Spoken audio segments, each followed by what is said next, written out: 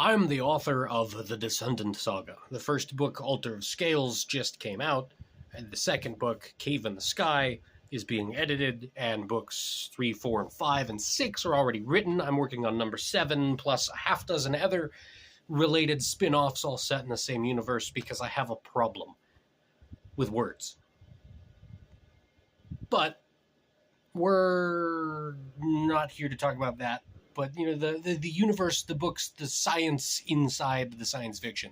Let's talk about orbital combat. Because everybody loves spaceships and technical thriller military stuff and, oh, cool, explosions. It doesn't go the way people think it goes. You know, if you're a ship in orbit shooting at another ship in orbit, they're far apart.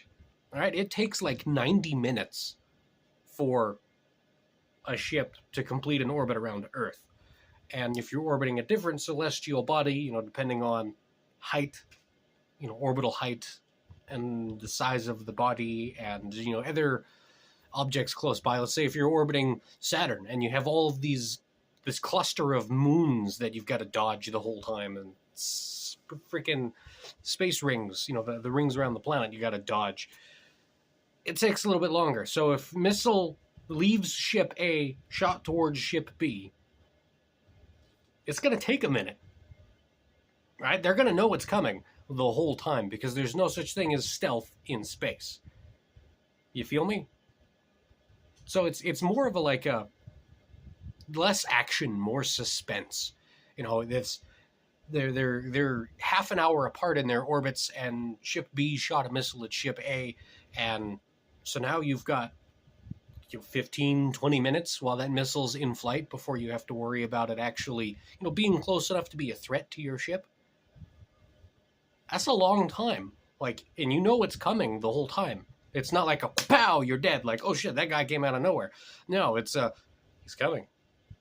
That thing over there, it's coming. It's getting closer. What are we going to do? What are we going to do? What are we going to do? And then now there's a missile, and now it's close. Now you got to worry about it. And then there's countermeasures and jamming and chaff and flares and decoys and, interceptors, destructive devices, that take out the incoming missile, whether it's a trophy system or another missile or some sort of electronic deactivation, or if it's being laser guided, for example, it's kind of hard to jam lasers, but if you've got a reflective material, you can deploy a solar sail if you know that, we were picking up an infrared signal, they're using a laser, deploy the shield.